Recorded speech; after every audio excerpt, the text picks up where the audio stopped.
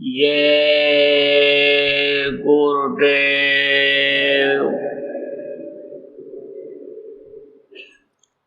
जय गुरुदेव जय गुरुदेव जय गुरुदेव नाम किसका जय गुरुदेव नाम किसका प्रभु का पावन नाम प्रभु का पावन नाम जय गुरुदेव।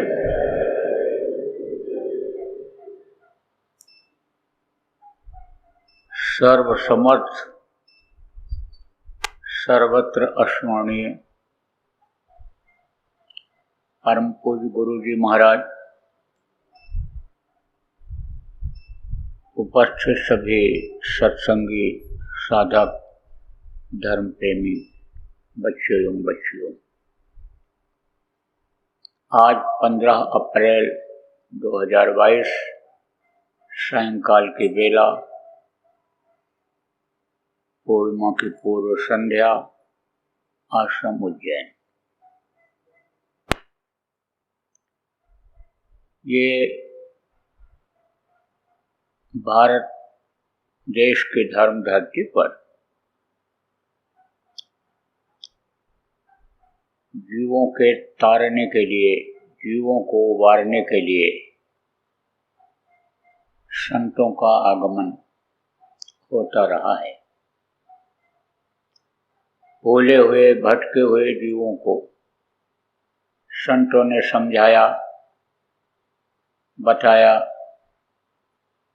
और इस जग के मेला से, झमेला से निकाल करके, धो करके, साफ करके जो आत्माएं गंदी थी उनको अपने बच्चे की तरह से साफ करके और घर जहाँ से आए थे वहाँ पहुँचाने का काम करते रहे। तरह तरह से समझाया, तरह तरह से बताया। जैसे अपने बच्चे को कोई समझाता है, बताता है, मास्टर के पास भेजता है, स्कूल में मास्टर जी लोग समझाते हैं, बताते हैं और उसको ज्ञान देते हैं और वही बच्चा लायक हो जाता है। इसी तरह से संतों ने भी काम किया है। देखो, आ गया संतों, ये जग थोड़े दिन का मेला। देखो, मेला होता है कुछ समय के लिए होता है, हमेशा नहीं रहता है। मेला लगा, खत्म हो गया, नाटक नौटंकी होती है, खेल होता है, खेल दिखाते हैं उसमें, लेकिन वो थोड़े समय के लिए होता है। अब जिसका मन उसी में लग गया, रोज जाता मेला देखने, रोज खेल देखने जाता है। इस जग में, इस संसार में, इस मेले में निकलना बड़ा मुश्किल होता है। लेकिन जब कोई इस तरह का मिल जाता है कि जो समझा करके, बता करके, खेल खिलवा करके और उसका मन लगा देता है, क्योंकि बच्चा जो होता है, अबोध जो होता है, अबोध किसको कहते हैं? जिनको ज़्यादा जानकारी नहीं होती है। बच्चे को ज़्यादा जानकारी नहीं होती है तो बच्चा अबोध होता है, लेकिन उसका मन कुछ न कुछ तो कहीं न कहीं लगता ही है, चाहे खाने में लगे, चाहे खेलने में लगे, चाहे माँ बाप के प्यार में लगे, लगता ही है। तो उसी मन को जो मास्टर होते हैं स्कूल के, वो किस्सा कहानी सुना करके, समझा करके, दृष्टांत सुना करके और फिर पढ़ने में लगा देते हैं। ऐसे ही संत करते हैं। मन को लगाने के लिए तरह तरह से दृष्टांत, तरह तरह से समझो उपदेश की बातें संत बताते रहे हैं। आपको समझने की जरूरत है प्रेमियों कि जितनी भी चीजें हैं जो संतों से जुड़ी हुई हैं, यानी चाहे किस्सा हो, कहानी हो, दृष्टांत हो, लेकिन सब में कुछ न कुछ उपदेश की बातें रहती हैं। समाज में जिस तरह के लोग रहते हैं, बच्चा उसी तरह से पलता है और बढ़ता है। आप ये समझो, और वही आदत आती है। जैसे अच्छे जो लोग हैं, अच्छे घर में पैदा हो गया तो अच्छा संस्कार पड़ता है, बुरे लोगों के यहाँ पैदा हो गया तो बुरा ही संस्कार पड़ता है, क्योंकि बुराई ही सिखाते हैं। तो एक चोरों का गांव था, चोरी करना ही वो अपना पेशा बना रखे थे, और उनको जो शातिर लोग थे, जो एक्सपर्ट जिसको कहते हैं चोरी में, वो यही सिखाते ही थे कि किस तरह से चोरी करो, किस तरह से निकल जाओ, किस तरह से क्या करो। तो एक बुढ़ा चोर था, चोरों का पूरा गांव बसा हुआ था। महात्माओं ने किस किस तरह से जीवों को सुधारा, जीवों के बीच में गए। जैसे कचड़े में कोई चला जाता है, कीचड़ में चला जाता है और उसमें से निकाल करके ले आता है, कोई चीज अच्छी चीज ले आता है, ऐसे ही निकाल करके लाते रहे। आप समझो इस तरह से महात्माओं ने समझाया। चोरों के गांव में गए, बोले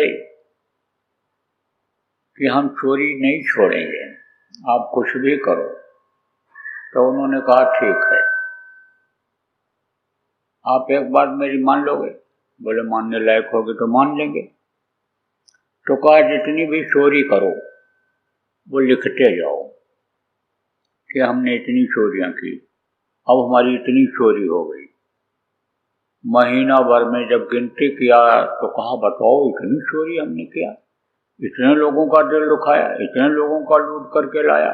ग्लानि होने लगी अंदर, क्योंकि बीज तो डाल ही दिया था, संस्कार तो डाल ही दिया था, ज्ञान तो कुछ न कुछ बातों का दे ही दिया था उनको, और वो सुधर गए।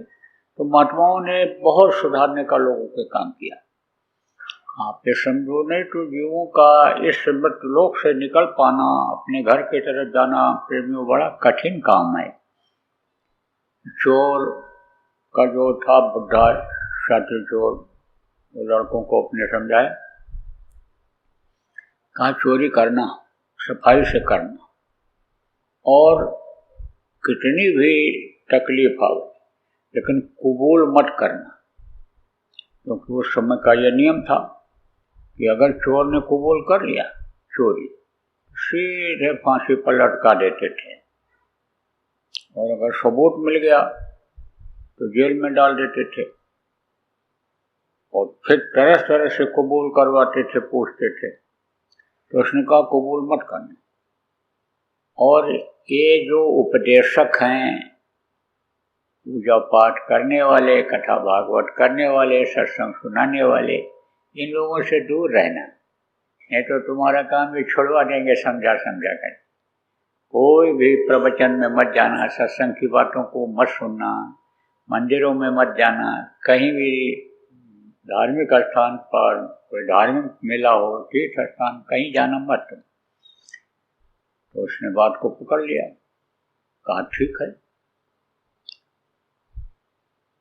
ये अच्छी बात भी सिखाते हैं, अच्छी बातों को भी सिखाते हैं, उसी में बुराई जोड़ देते हैं।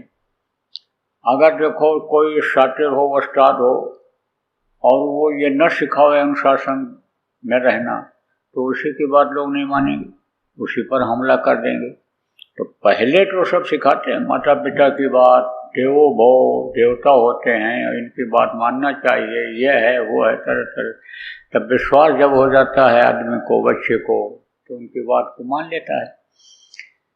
तो सिखा दिया, कहा कि तुम दूर रहना। गया चोरी करने, बुढ़ा तो हो गया खत्म।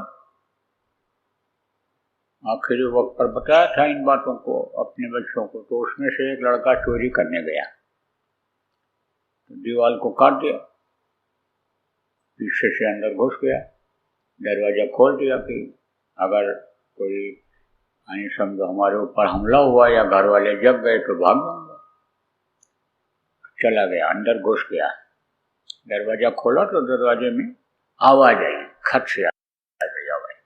घर वाले जग गए तो अब भगा। उधर कुछ दूर पर पहरेदार पहरा दे रहे थे, खड़े थे।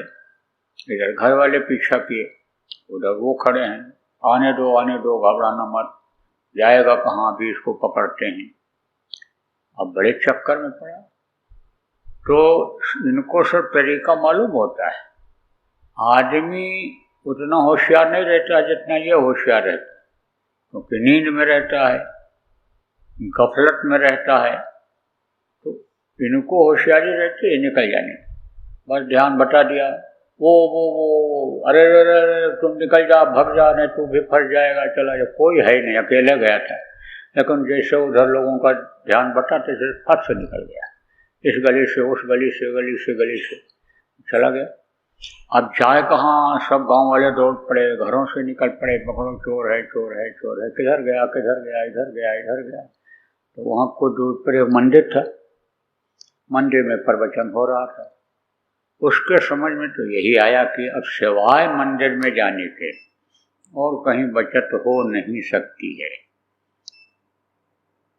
फिर सोचा उसने, पिताजी ने कहा था ऐसी जगह पर मत जाना, और देखो प्रवचन हो रहा है, आदमी बैठे हुए हैं और वो कुछ सुना रहे हैं। बोला चलो हम कोई बात नहीं सुनेंगे, कान में उंगली लगा लेंगे और कहीं छुप जाएंगे, वहीं बैठे रहेंगे।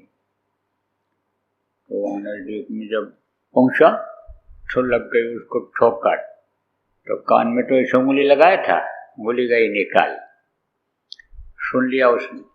उस समय पर जो प्रवचन करने वाले विद्वान थे यही सुना रहे थे कि देवताओं का पैर जमीन पर नहीं लगता है, उनकी परछाई नहीं होती है। देवताओं को वर्णन कर रहे थे। देवता 17 तत्वों के लिंग शरीर में होते हैं, पंचभौतिक शरीर में वो नहीं दिखाई पड़ते हैं, उनकी परछाई केवल मतलब उनकी एक छाया सी एक महसूस होती है, एक शक्ति महसूस होती है उनमें, ये सब बता रहे थे। तो इसके कान में आवाज पड़ गई कि देवताओं के परछाई नहीं होती है। गया, छुप के बैठ गया। तब तक इधर से सिपाही लोग और घर वाले सब पहुंच गए। बोले भाई इधर कोई आया है आदमी? तो जो सुन रहे थे उन्होंने कहा हाँ आया है, अभी तो गया अंदर, छुपा हुआ बैठा हुआ था, पकड़ा गया। पकड़ा गया तो पुलिस वालों ने तो किया देना कटे कर्म।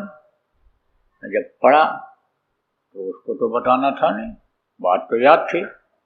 आपने समझो गांठ बांध लिया था उसने, जैसे कहा जाता है कि गुरु की बात को गांठ बांध लो, ऐसे उसने गांठ बांध लिया था, नहीं बताया।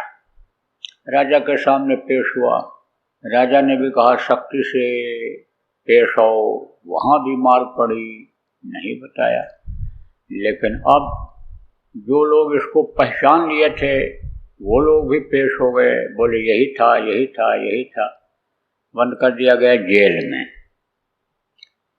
तो जेल में वहां जब गया तो पहले ऐसी कोठरी होती थी जिसको काल कोठरी आजकल कहते हैं, जिसमें न कोई बिजली, न पानी, न रोशनी, न कोई ज़्यादा घूमने की जगह, जैसे फांसी देने जिसको होता है उसको कमरे में बंद किया जाता है, फांसी गारद कहलाता है।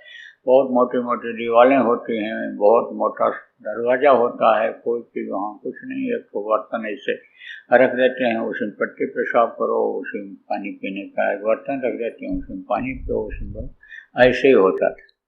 क्योंकि सजा भोगने के लिए वहाँ भेजा जाता था कि जब तकलीफ होगी इसको, तो आजकल की तरह से कोई साधन सुविधा भी नहीं थी। अब तो सरकार ने भी सुविधा संपन्न जेलों को कर दिया, और बहुत से लोग जिनको बाहुबली कहा जाता है वो जाते हैं अपनी सुविधा बना लेते हैं, सेटिंग कर लेते हैं। पहले ऐसा नहीं था, सजा वाली जगह ही वो थी जेल। बंद कर दिया गया उसको कोठरी में।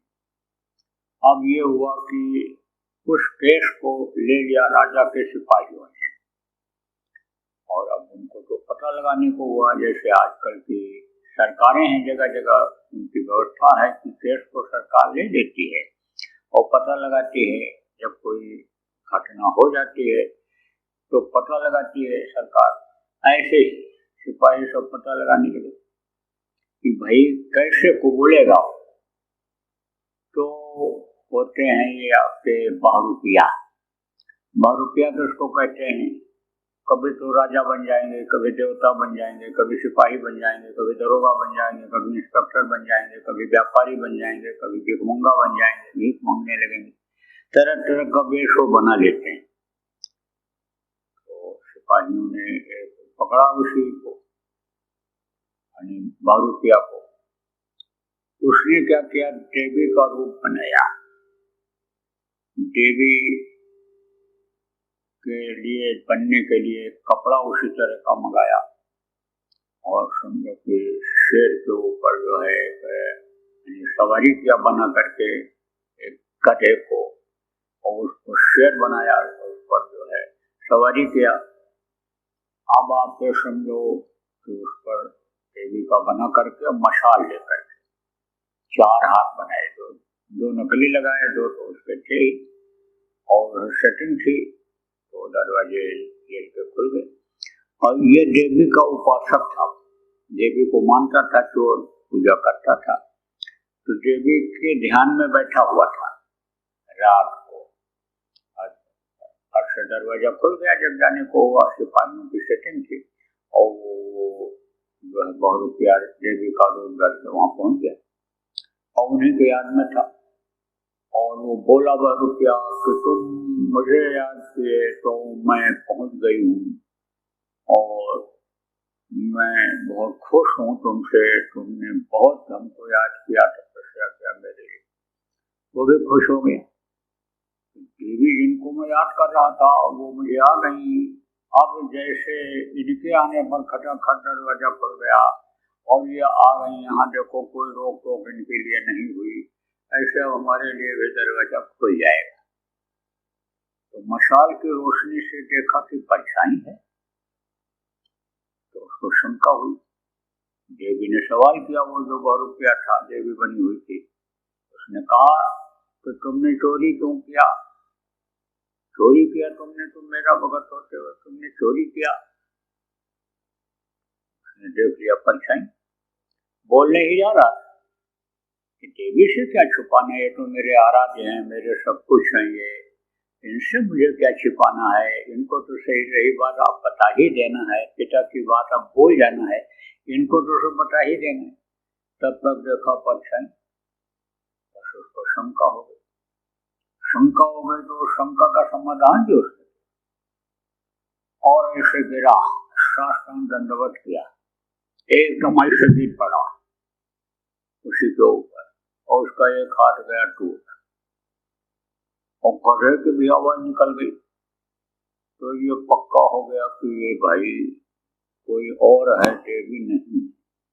अरे बोला, देवी जी मैंने कहाँ चोरी किया, मैं कहाँ चोरी किया, आप देखो क्यों ऐसा कहती हो, आप मेरे आराध्य हो। ये अब सिपाहियों ने कहा भाई ये निर्दोष है, देखो देवी से ये झूठ नहीं बोला, आप तो समझो कि देवी इसके सामने आई, क्योंकि सिपाही लोग तो दूर खड़े थे और वो तो ये देख रहे थे क्या कहता है देवी से, तो वो तो दूर खड़े थे, लेकिन ये पहचान गया कि ये शेर नहीं है, गधा है, और जो है वो ये इसका हाथ है टूट के गिर गया, तो नकली हाथ है, पहचान गया, छूट गया। अब जब छूट गया तब उसने सोचा कि देखो पल भर के सत्संग से यानी हम जेल से छूट गए, अब अगर सत्संग सुना जाए महात्मा के पास चल करके तो हमको और बहुत बड़ी चीज हासिल हो सकती है। तो पता लगाया कौन संत है इस समय, कौन महात्मा है, कौन पहुंचे हुए हैं, किनकी वाणी में शक्ति है, किसके पास पहुंचने से फायदा होता है, इनकी बातों को मान लेने से उद्धार हो जाता है। पता लगे तो कोई बात छिपी नहीं रहती है। छोटी मोटी बातें या छोटा फायदा किसी को होता है, कई लोगों को बताता है कि भाई सामान ये सस्ता मिल रहा है, चले जाओ ले आओ, हमको तो ये इस तरह से ये चीज मिल गई, हमने तो खेती में ये बुआई किया, अब की बार हमको आमदनी अच्छी हो गई। ये लोग बताते हैं, आपस में चर्चा करते ही करते हैं। इसी तरह से जिनको फायदा हो जाता है, चाहे सत्संगी हूँ चाहे दुनियादार हूँ, एक दूसरे से बताते ही। कोई वैद्य है, डॉक्टर है, इलाज के लिए गए और इलाज किया उसने, मरीज ठीक हो गया, तो लोग एक दूसरे को बताते ही हैं। तो ऐसे ही पता लगाते हैं लोग।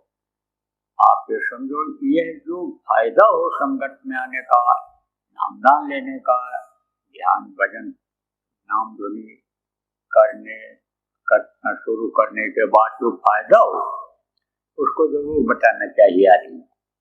वो भी एक परमार्थ है, वो भी एक जो है दुख को दूर करने वाली चीज है। तो जब दुख दूर होता है इससे, तब उसका लाभ मिलता है, फायदा मिलता है। जैसे भूखे को भोजन खिला दो तो आशीर्वाद देता है, इससे आशीर्वाद मिल जाता है।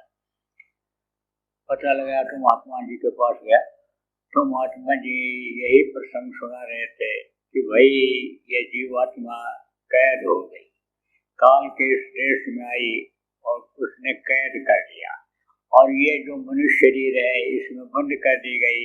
ये एक तरह से जेल खाना है, और जब तक इससे नहीं निकलेगी, अपने घर अपने मालिक के पास नहीं जाएगी, तब तक ये दुख झेलती रहेगी। ये सुना रहे थे कि जैसे कोई गलती बन जाती है या भूल और भ्रम में भी लोग चले जाते हैं, फंस जाते हैं, जेलों में रहते हैं, वहाँ तकलीफ झेलते हैं, साधन सुविधा का अभाव रहता है, कमी रहती है, तकलीफ झेलते हैं। ऐसे ये जीवात्मा झेल रही है। यहाँ आकर जब समझाया, तब उसके अंदर इच्छा हुई कि जीवात्मा के बारे में जानकारी की जाए, कौन है।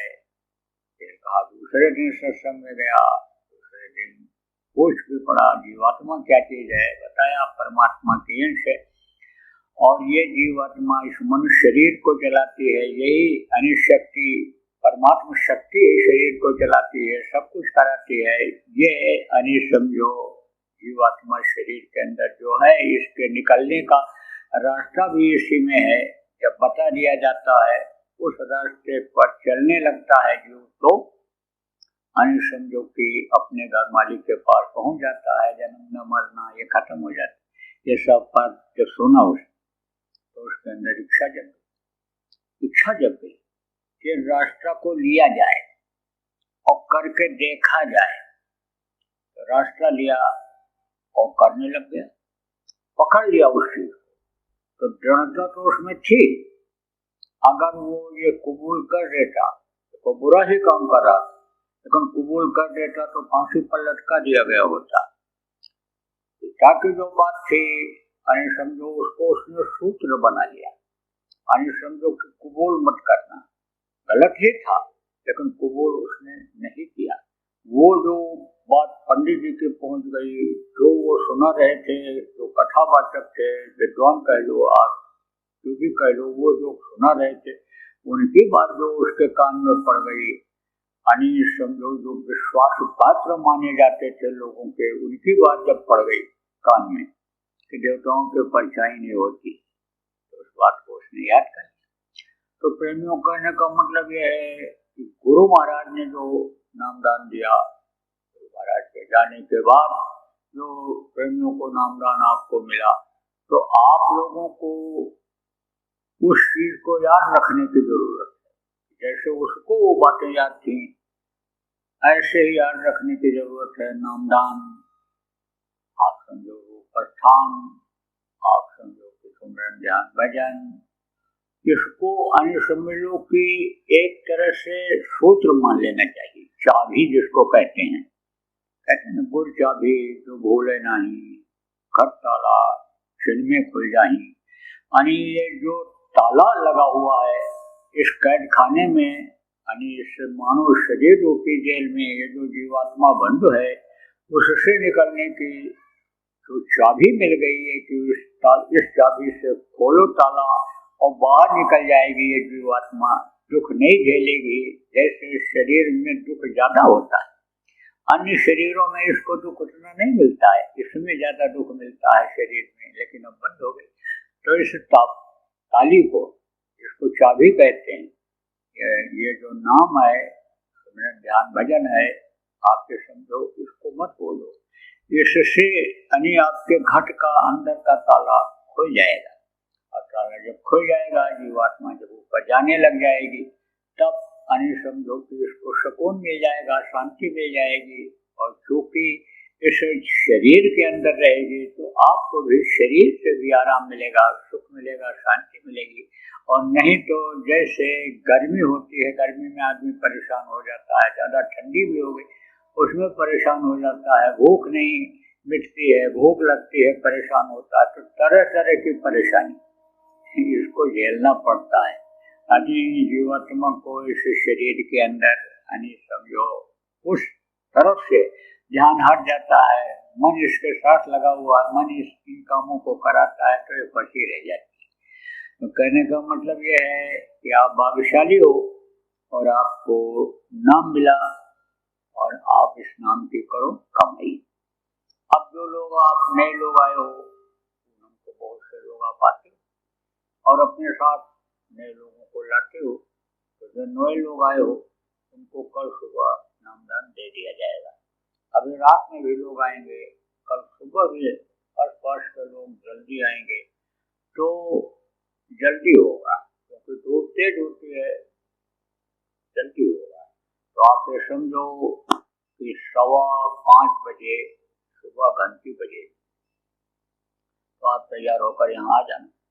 4:15 बजे 4:15 बजे, रोज 4 बजे बजती है, थोड़ा 15 मिनट देर से बजे, फिर तैयार होकर आ जाना। 4:15 बजे बजेगी, तैयार होकर आ जाना। और फिर उसके बाद प्रार्थना ध्यान भजन होगा, और प्रार्थना ध्यान भजन जो नित्य होता है वो नियम से ही होगा। और फिर उसके बाद आपको घोषणा करके नामदान दे दिया जाएगा। पूनम को नामदान होता है। हमारी इच्छा तो अभी उधर दौरा करने की थी, बहुत मांग है लोगों की, बहुत इंतजार कर रहे हैं, लेकिन 2 दिन के लिए निकला था तो गर्मी का असर हो गया, लू लग गया, लौट के चले आए।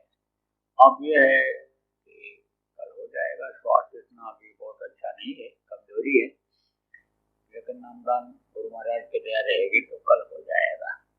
तो आप लोग जो है जो बाहर से आए हो, भोजन और विश्राम करो।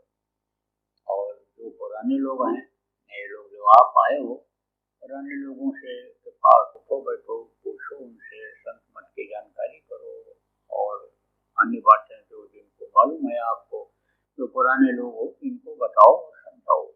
नामदान लेना कोई बहादुरी का काम नहीं होता है, उसको निभाना जरूरी होता है, करना जरूरी होता है। तो जब आप यहाँ संकल्प बना करके जाओगे, इन बातों को याद करके जाओगे, तब जब करोगे तब उसका लाभ मिलेगा। देखो आप समझो कि जैसे कुछ नशे वाली चीजें होती हैं, भांग होती है, तो भांग को घोटो तो उसका नशा बढ़ता जाता है। पत्ती होती है, उसको पीसो तो उसका नशा जितने पीसोगे बढ़ेगा। घोलो और घोल करके मुंह में लेकर के कुल्ला कर दो तो नशा नहीं करेगा। भांग पीने से नशा करता है। ऐसे ही इस नाम का नशा, इस नाम का प्रकाश, इस नाम की खुशबू, इस नाम की महिमा आपके समझ में तब आएगा कि जब नाम की कमाई करोगे। नाम की कमाई किसको कहते हैं? यही सुमिरन और ध्यान और भजन। जो नए लोग आए हो, कल आपको बताया, समझाया जाएगा, लेकिन आप आ गए हो तो जितना बताने के लिए आदेश है, हुक्म है, उतना आप पुराने प्रेमी इनको बता सकते हो, यही पक्का कर सकते हो। क्योंकि यहाँ से जाने के बाद फिर आपको वहाँ मौका कम मिलेगा, न भी मिले तो यहीं पक्का होकर समझ कर ये जाएंगे तो वहाँ करने लगेंगे। वो करेंगे तो मिलेगा जरूर। गुरु महाराज की दया से बहुत मिल रहा है लोगों को। करने वालों को मिल रहा है। तो आप ये समझो कि आप लोग भोजन विश्राम करो, और जो लोग आप आश्रमवासी हो, आप लोग कल पूनम से गुरु महाराज के भंडारे की तैयारी शुरू कर दो, क्योंकि अब ज्यादा समय नहीं है। तो आप अपनी सब योजना बना लो, पानी की, बिजली की, लोगों के रहने की, सर सफाई की, और सारी चीजें जो होती हैं उस हिसाब से आप अपनी योजना बना लो। देखो, कुछ चीजें ऐसी होती हैं कि जो जरूरत से ज्यादा खर्च हो जाती है। अब जब ध्यान नहीं दिया जाता है, और ध्यान नहीं दिया जाता है, जरूरत से ज्यादा खर्च हो जाता है जब, तो मौके पर वो न मिले तो उससे दिक्कत आती है। पहले देखो और अब भी देखो, बहुत से लोग समझो जब शादी ब्याह करने को होता है तो सामान को इकट्ठा करते हैं। आप ये समझो पहले से ही उसको बचाते हैं कि भाई हम इतना बचा के रखेंगे तो हमारे यहाँ मेहमान आएंगे, उनको हम खिलाए पिलाएंगे, उनके काम में आएगा, तो उसको रखते हैं बचा करके। तो जैसे समझो संख्या बहुत आ जाती है, पानी की बोरिंगें यहाँ कम सफल होती हैं, कुएं हैं या कुछ बोरिंगें अपने आश्रम पर हैं जो थोड़ा बहुत पानी देते हैं। तो पानी की बचत करना है, जरूरत को नहीं अपने खत्म करना है, जरूरत भर का इस्तेमाल करना है, लेकिन जरूरत से ज्यादा पानी न खर्च हो। और जो इंतजाम करने वाले लोग हो, आप लोग पानी का स्टोर कर लो, अभी से कर लो, निश्चिंत हो जाओ। टंकियों में अपने बड़ी बड़ी जो बनी है इनमें भर लो। जो सरोवर है अपना, आज मैं गया था देखने, उसमें भी पानी बहुत कम रह गया, तो उसको पूरा भर लो। और फिर उसके बाद में जो ट्यूबवेल से पानी अपने निकले उसको पियो, पिलाओ लोगों को, कम पड़े तो और बाहर से जहाँ से जैसे लाते व्यवस्था बनाते हो वो व्यवस्था बना लो। तो जितने भी आश्रमवासी हो, आपको सबको इस चीज का ध्यान रखना है। इंतजाम करने वाले, व्यवस्था करने वाले कहाँ तक इसको क्या बता पाएंगे, लेकिन जब आप खुद ये ध्यान रखोगे कि भाई हमको जरूरत से ज्यादा पानी नहीं खर्च करना है, जरूरत से ज्यादा बिजली नहीं खर्च करना है, जरूरत से ज्यादा हमको कोई भी चीज नहीं खर्च करना है, और हमको बचाना है। आपका जो भंडारा आ रहा है, गौशाला में अपने मट्ठा बनता है, घी निकलता है, आप समझो तो उसकी बचत करो। भंडारे में ऐसे तो प्रेमी जो पुराने लोग हैं जिनको जानकारी है भंडारे में क्या क्या लगता है क्या है, कुछ लोग ये भी सोचते हैं भाई हम अपना ही चलेंगे वहाँ खाएंगे, तो जिससे हम हमारे ऊपर दूसरे का न लगाए। तो आप ये समझो कि वो लोग लाते हैं, लेकिन फिर भी आपको अपना यानी जो लगता है उससे कुछ ज्यादा बचा करके रख लेना है, स्टोर बना लेना है। तो एक एक आदमी को एक एक बात कहाँ तक बताया जाए, इसलिए हमने ये सोचा कि मंच से ही इन सब बातों को लोगों को बता देंगे। और आप लोग जो आश्रम के व्यवस्था में अलग अलग विभाग के लोग लगे हुए हो, आप सब लोग अपनी अपनी जिम्मेदारी समझ करके इस पर ध्यान दे दो। और आश्रम पर जो लोग आप रहते हो, पानी बिजली या अन्य चीजों का जो बचत की बात तो हमेशा की जाती है, लेकिन अब थोड़ा सा आपको ज्यादा ध्यान इस पर देने की जरूरत है। जितनी भी टोंटियां हों उनको देख लो, उसमें पानी कहीं निकल ना रहा हो, टैंकरों को ठीक करा लो या भर के खड़ा करो। एक एक बूंद पानी भी यानी समझो कि बहुत हो जाता है। आदमी एक एक बूंद टपक रहा है, बाल्टी लगा दे तो उसको 24 घंटा पीने भर को हो जाएगा। तो आप समझो कि एक एक बूंद की कीमत होती है। हम लोग खूब झेल करके देखे हैं, 1.5 किलोमीटर पानी लेने के लिए लोटा लेकर के पीने के वास्ते वहां जाते थे गुरु महाराज के आश्रम पर, वो व्यवस्था नहीं थी जब तक। तो समझो की ऐसी व्यवस्था आप लोग बना लो और तैयारी करो अपनी।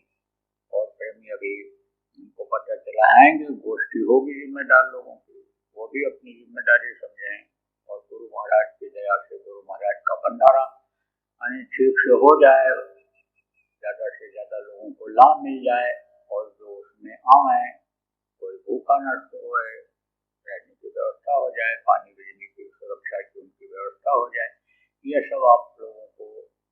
कल से तैयारी शुरू कर देनी है। बोलो जय गुरुदेव, जय गुरुदेव। हर के नजर करो हर के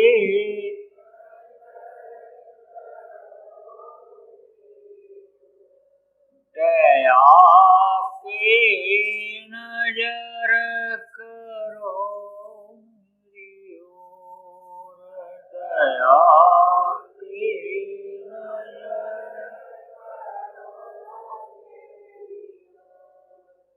इस दिन तुम्हें निहारूं सतगुरु, इस दिन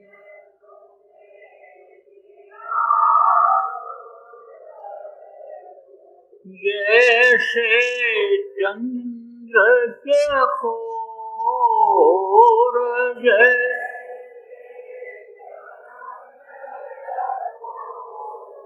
दया की नजर करो मेरी ओर, दया की।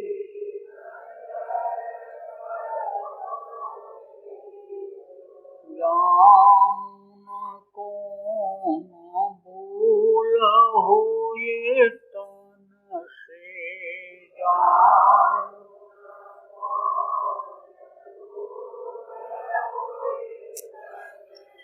लियो हमसे मुख मोड़ लियो,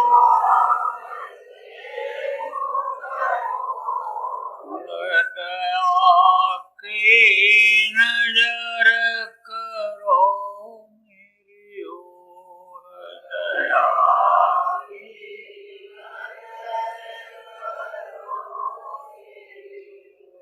बालक जानी चूक बिसराओ,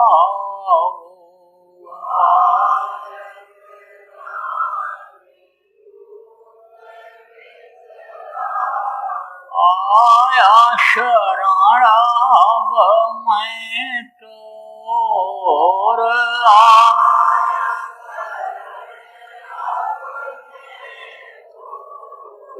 दया की नजर करो मेरी ओर, दया की।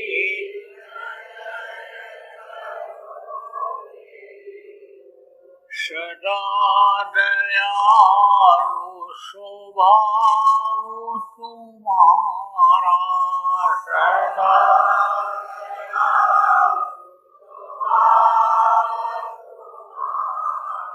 मेरी बेरिया का स्वभाव कठोर, मेरी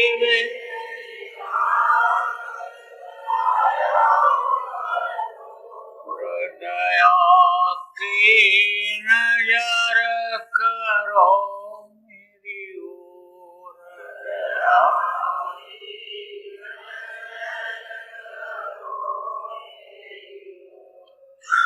शरणागत की लाज न राखो,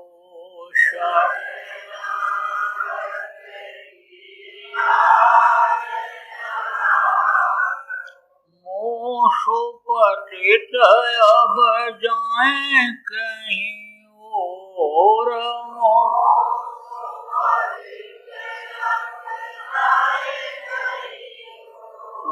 दया की नजर करो मेरी ओर, दया की।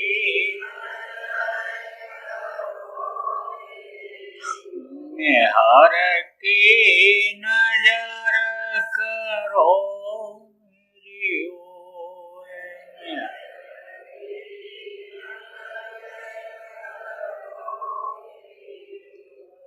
जय गुरुदेव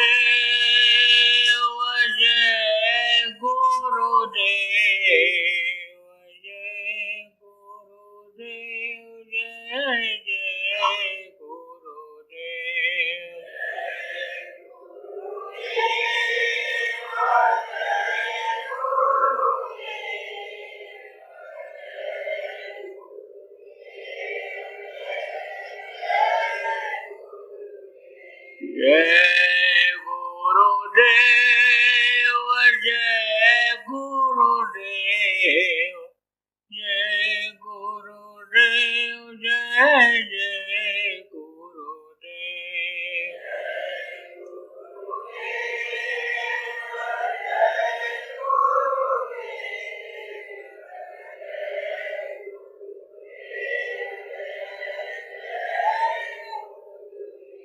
जय गुरुदेव जय गुरुदेव जय गुरुदेव जय जय गुरुदेव।